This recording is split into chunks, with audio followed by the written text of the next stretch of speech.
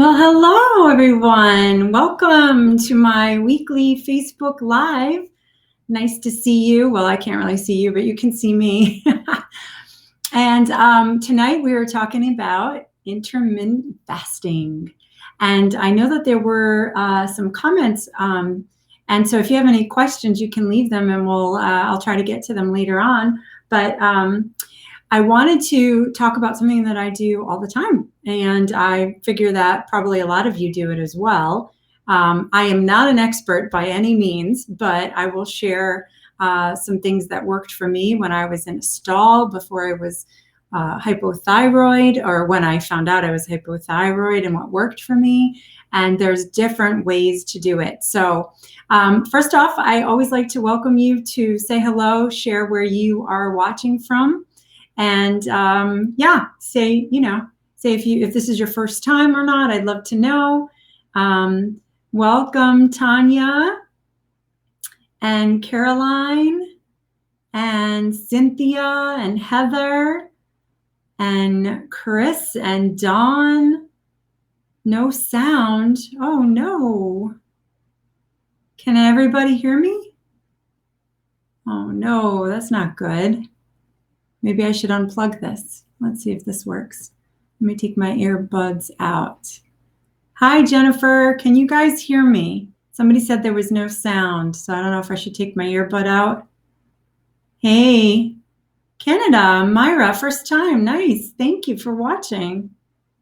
And Scott and Terry Ann from Arkansas. Nice to have you. Hi, Nicole from Pennsylvania. I just want to know, can you guys hear me? Someone mentioned they could not hear me. There was no sound. So please let me know. Oh, yes, I can hear. Oh, good. You can hear me. So maybe the person who said you couldn't hear me, your volume wasn't high enough on your iPad or your phone or whatever. Yay, everybody can hear me. Tracy, good. Okay, great. Hi, Sylvia. Well, welcome, everybody. Hold on one second. There we go. All right, welcome. So my name is Brenda, if you're new here, and I am also known as Sugar Free Mom, and my website is sugarfreemom.com, and I've been a blogger since 2011, and I share sugar-free, low-carb, keto-friendly recipes for the whole family. And I recently wrote a cookbook, Naturally Keto. A lot of you have it. If you don't have it, I'd love for you to purchase it. I think I have an Amazon link above. I'm not quite sure, but basically there's so much content at the beginning. It's not just full of over 130 recipes that are mostly nut-free. Over 115 are nut-free because my youngest son has got a tree nut and peanut allergy. So I try to not use almond flour very rarely. And I try to use coconut flour, sesame flour, sunflower seeds to replace almond flour in many of my recipes. And so it's a great allergy-friendly book. I also have 4 weeks of meal plans in the back of the book with shopping lists. And tonight I was going to talk about intermittent fasting. And if you have the book, this is on page 22. It's about breaking a stall. And I gave 6 tips on breaking a stall, and intermittent fasting is one of them. So if you have the book on page 22, you can read along there. If you have the book and you haven't written a review on Amazon, I would absolutely love it. And I would like to send you my free ebook of my best top 20 2019 recipes. So just send me an email to here's the Naturally Keto book. Where is it? Right here. Send me an email to naturallyketobook@gmail.com, and I will send you that. Send me a copy of the review or your receipt if you haven't purchased the book, and I'll send you this ebook for free. All right. So tonight we are going to talk about intermittent fasting. So how many of you already intermittent fast? Hi, Simone from Australia. I can't get it yet in Australia and Amazon. Oh no, that stinks. I'm sorry. So if you already fast, tell me what you do. Some of you already commented, which is very cool. So let's talk about why. Why would anyone want to intermittent fast? It's a great it's a great tool. Like I said, I'm not an expert, but I've had to do it. And for me, I have hypothyroidism. And before I found out that I had that, I was struggling really bad, doing everything right, eating 10 or less carbs a day, and not maintaining my weight because of the hypothyroid.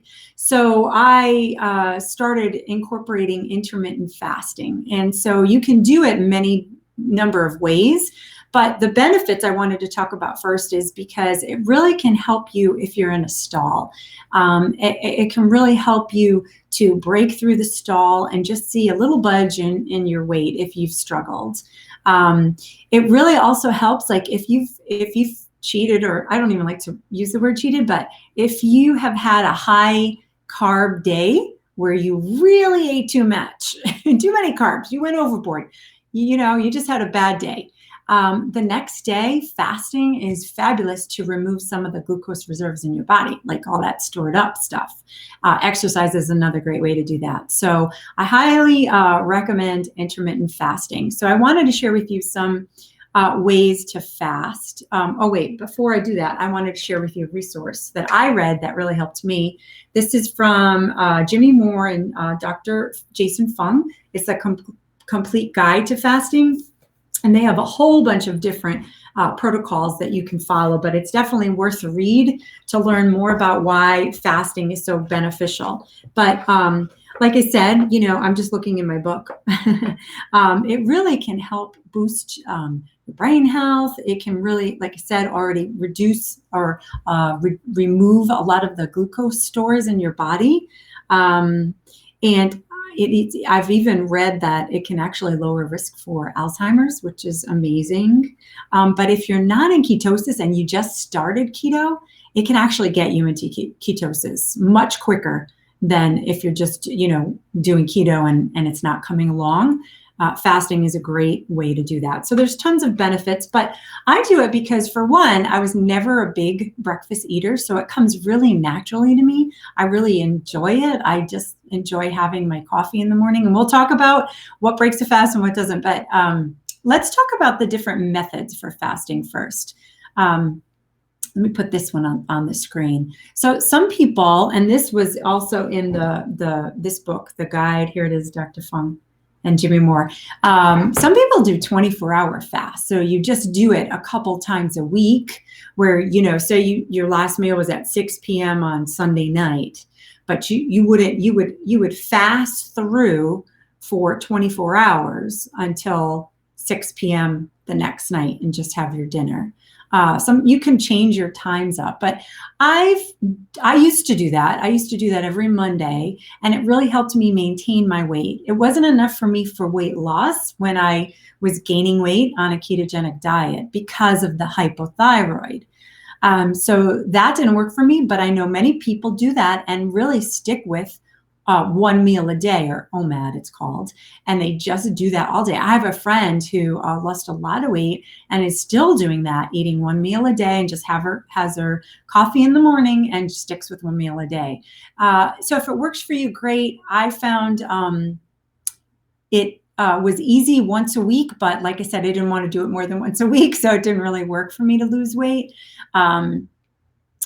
Let's see, normal eating 5 days a week, this 5-to-2 ratio, 2 fasting days of very, very low calories. I'm in the time restricted method. That's my protocol. I'm going to put this down for a second so I don't get distracted by that. So so basically, what is fasting? It's intermittent fasting is where you have a certain time where your body's not eating and a certain window of time where you are eating. So you have an eating window. And so here's the method. Here's another one. A lot of people do 16-8. So an example would be you wake up and you don't have anything but water or maybe some tea and coffee, and you don't eat till 12 o'clock. That would be your first meal of the day. Your second meal might be at 4 o'clock. Your third meal might be at 8 o'clock, and then you go to bed and you don't have your next meal again till 12 p.m. Now, for me, again, everybody is different. I do not eat if I can help it, I don't eat past 6 unless we're out for a special occasion at a restaurant or something. It just doesn't settle well with my stomach. And it causes me not to sleep well if I eat later than 6 p.m. So I am not one to promote that. So my eating window is probably 6 hours, sometimes 7. So for me, I go from, like I said, no, I usually try to get dinner around 5, because most nights I'm out shuffling my son to swim practice, and my daughter's going to youth group or voice lessons or something. So we're always out and about, and I try to have dinner ready around 4:30 to 5 so everybody can help themselves and be on our way. So that's where I usually cut off. So say it's 6 p.m. The next day, I don't usually get hungry, maybe 11, sometimes noon, sometimes even later. So I don't eat until I'm hungry. I do have coffee in the morning and a very small amount, like 1 tablespoon or 2 of heavy cream. That's it. Now, some people would say, yes, that is breaking my fast, but I'm not giving up my coffee, and I can't have it black. So I just can't do it. I just can't. So it works for me. I mean, I'm fine. I'm comfortable. I feel like, I'm still not eating. But some people would say if you have coffee and you have calories that are up to like 40 calories, you are breaking your fast. So I think you have to do whatever works for you. That's what I say. And what works for me every day is doing this. And I eat lunch if I'm hungry at 11. Now, sometimes like 2 days a week, I see my trainer. And well, right now I'm not seeing the trainer because I've had a little bit of some bad news I can share with you guys, sadly. But I haven't seen the trainer. I have to go for an MRI tomorrow. So I haven't been able to work out. But when I am working out, on the days that I work out and it's an hour of intense training with the weights, I am hungry by 10. So I eat. Okay, so if you're hungry in the morning, just eat an earlier breakfast or a later breakfast. Oh, I did want to share some other methods besides, so my method is like 17 hours, 7-hour eating window. If I eat at 11 a.m., I stop around 6, and that's it. But what I have done in the past, if it's a really busy night and, with the kids and everything, and we're not going to even sit down for a family meal, you could skip dinner. You could just have your eating window be like 8 a.m. to 4 p.m. or something, or 8 a.m. to 2 p.m. and skip dinner, 2 p.m. the next day until 8 a.m. the next morning. You have to decide what works for you. Hey, JD from St. Lucia. I went there on my honeymoon, and that place is fabulous. Hi, Jennifer. The name of my book is Naturally Keto. So yeah, and it's on Amazon, and it's at Barnes & Noble. So there are different methods for intermittent fasting. The benefits are crazy good, especially if you feel run down and like you're coming down with a cold. Like I don't eat, because when you're eating, your body's trying to digest food and it's working, right? So even my kids, if they're not hungry, when they're not feeling well, I don't force it. I just make sure they're hydrated. But your body can just focus on healing, and that's what fasting can do, especially helps with symptoms of like, if you feel like you're getting a cold or something like that. But yeah, so basically that's what I do. I prefer to have dinner with the family, but some people like to stop earlier in the afternoon. You could change it up every day. It really doesn't matter. But I know that there are some people that have medication and can't actually fast. So what I would recommend, and what I have done, again, before I was diagnosed with hypothyroidism, I also tried Maria Emmerich's protein-sparing modified fast. So what this does is basically, it's sort of a fast, because you are basically, you're keeping your muscle up, your protein. You're eating very lean protein to lose weight. And you will lose weight with this, but it wouldn't be something that you continue to stay on. This is like 3 days, maybe a week, or a couple days a week, but not like on a daily basis do you continue to eat this way. But it does help for a stall. But it's definitely a modified fast if you can't completely fast and just have water. So let's talk about breaking the fast, right?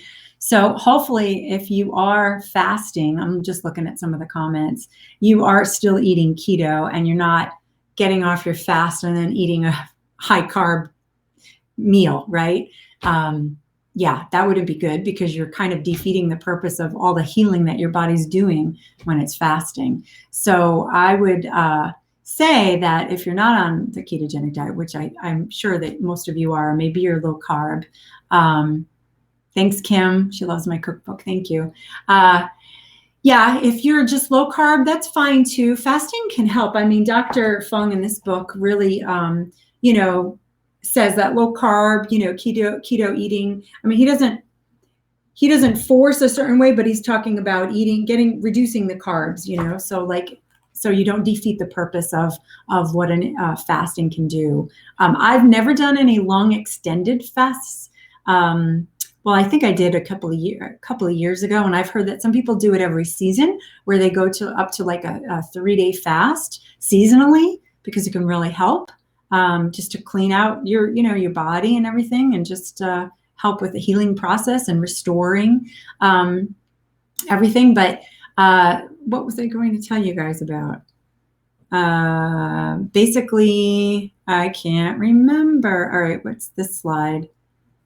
Oh, different methods, different times of eating. OMAD, one meal a day. Yeah, I already talked about that. Stay hydrated. Oh, that's right. Okay.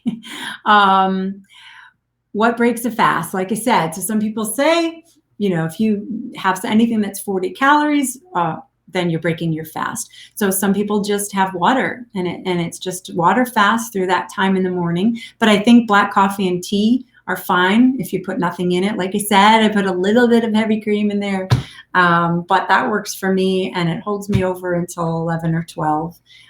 Is it breaking my fast? Yeah, maybe. But I still feel it works for me, and I don't want to eat breakfast in the morning. That's just not me. But if you really love breakfast foods, we'll just eat them at 11 or 12 or whatever, right?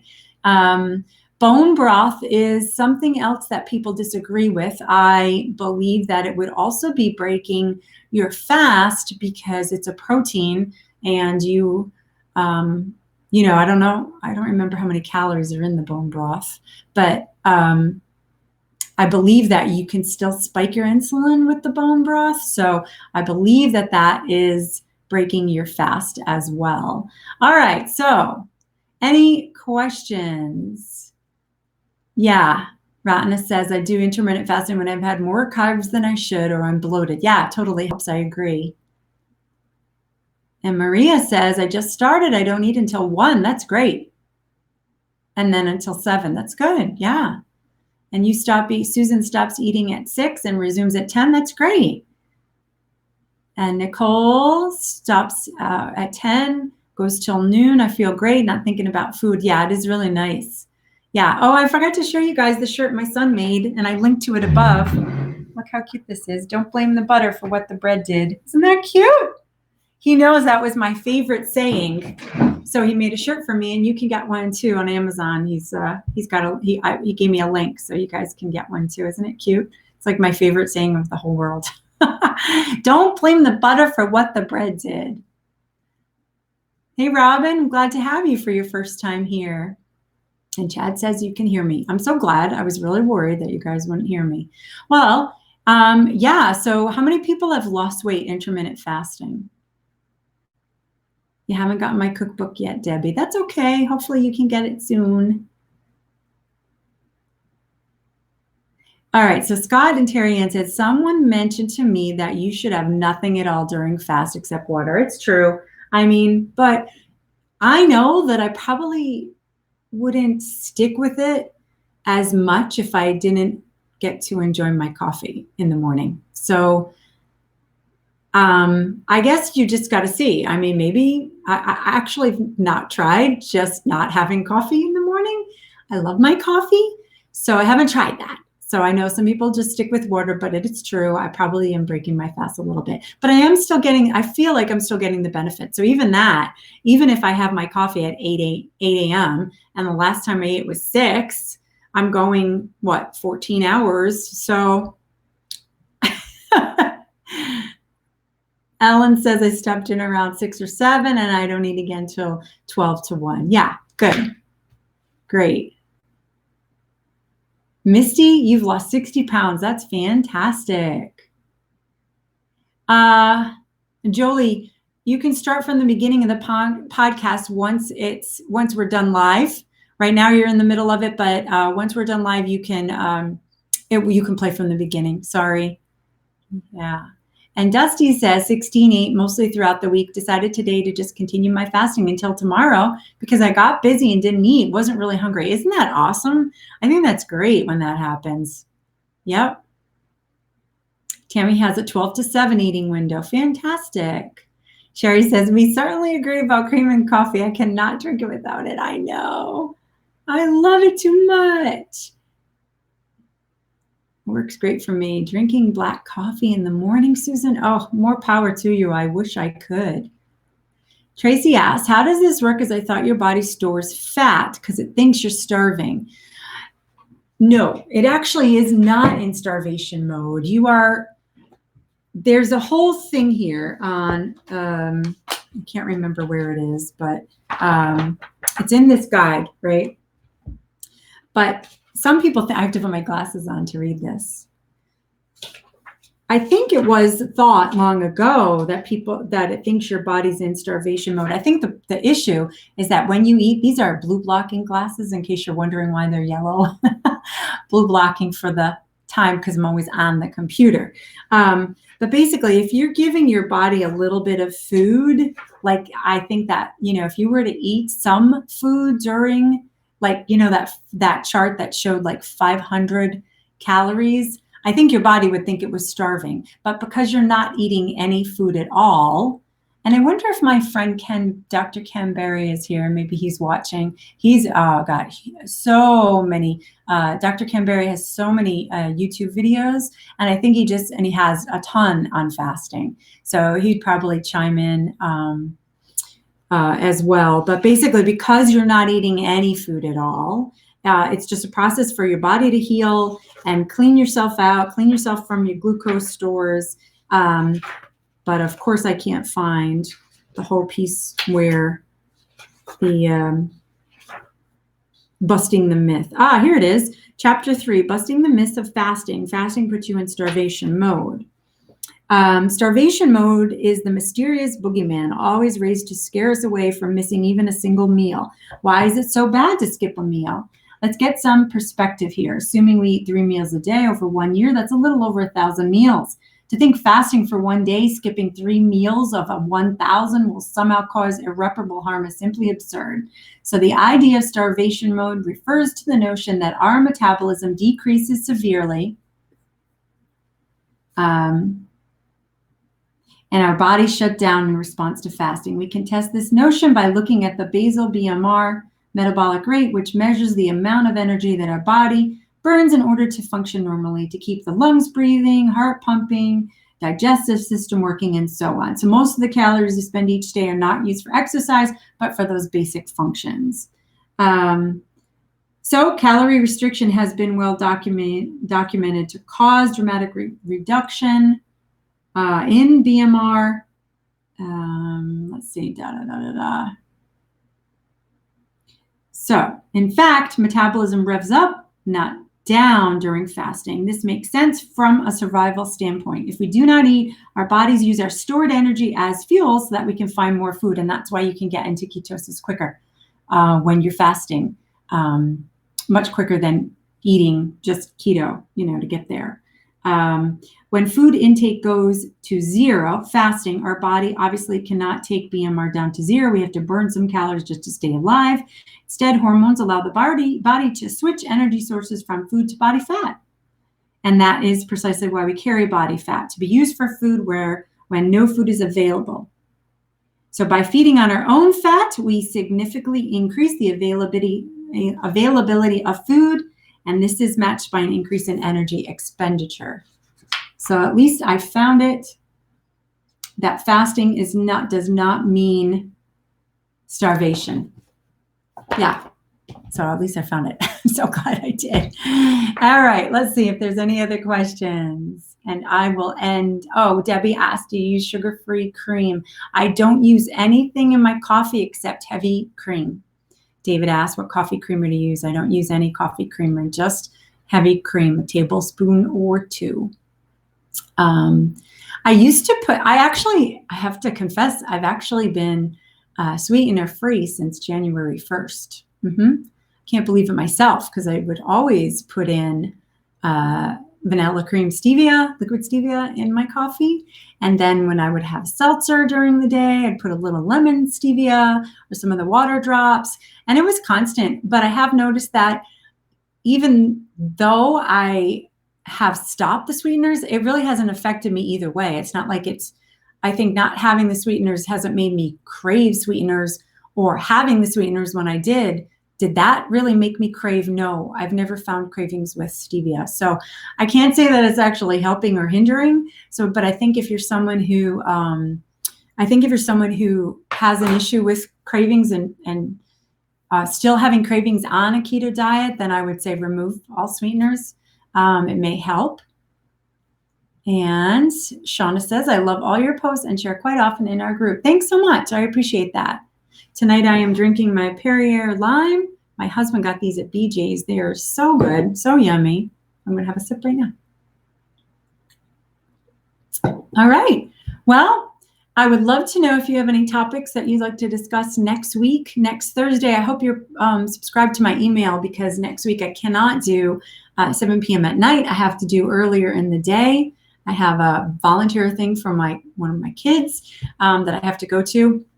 Oh, and I wanted to tell you about my it's not a scare. It's just something I have to figure out. But I was having some pain in the lower body, and I went to the gynecologist and had an ultrasound done. And so they found a little bit of fluid in my C-section scar. I've had 3 C-sections for my kids. So that means now that's why I'm going for an MRI tomorrow, so we can determine, what that is all about. And I haven't been exercising or going to see the trainer this week, just to be on the safe side. We don't know if it's like a tear in my uterus or not. So if you are a praying friend, I would love your prayers tomorrow. I have never done an MRI in my life, so I don't think I'm claustrophobic. It's definitely an enclosed one, but it'll be in my pelvis. They said my head will be sticking out a little bit, but I am, of course, nervous about it. But my mom has done it, so I know I can do it. She's a really nervous person. So anyway, I'm just believing that it'll be fine and there's nothing wrong. And I'll be getting back to the gym and all that after the results from the MRI next week. So anyway, I hope you all have a great night, and I would love to provide you, lives that you're interested in. So if you have topics you want to talk about next week, I would love to know. And what was that drink, Vicki? It's the Perrier Lime from BJ's. These little cans, they're really good. If you have topics you want to talk about, that's great. I hope you subscribe to my newsletter on my blog, sugarfreemom.com, because that's when I will send out the live time. So next week, on Thursday, it'll be earlier in the day rather than 7 p.m. at night. So please subscribe to my blog and keep eyes closed during your MRI. Yeah, I'm going to do that. Thank you, Sherry, for the prayers. Thanks, Debbie. My email, just go to sugarfreemom.com and go to the top right, and you can subscribe by email. You can choose to get it daily or weekly. Daily just means I don't give emails daily, but when my recipes come out, you would get those on that day that they're posted. Tuesday I did our keto po, you would get that. Or you could choose a weekly newsletter, and just on Saturdays you get all the recipes that I shared that week in one email. That's all, but I usually share an email on Wednesday or Thursday of what time I'll be doing the live. Usually it's Thursday at 7, but sometimes I have to do it earlier because of my kids. And next week, one of those nights is because of my kids. Thank you, Shauna, thank you. I appreciate the prayers, Jennifer and Ann, Tika, my cousin. Yeah. So I actually Googled cesarean scar fluid. I know you're not supposed to Google things when you have things going on, because that can be bad. But in this instance, it was actually good, because what I researched is that a lot of women, about 70% of women that have had C-sections, actually their scars heal improperly, which causes fluid there. Now, my youngest is 14. And since he was born, after I nursed for a year, so the number one symptom after this C-section scar thing is irregular periods. And I've actually had that for years. They thought it was endometriosis. Then I had some polyps removed, and all these things. And it's been, so I'm just believing that's what it is. And there's nothing else there. So thanks, Vicki. Thanks for the prayers. All right, everybody. I hope that you have a great night. And I will touch base with you next Thursday. And like I said, you can watch this from the beginning. Once I post it on Facebook, you can start from the beginning. All right. Hope this helps you with your fasting. And see you next week.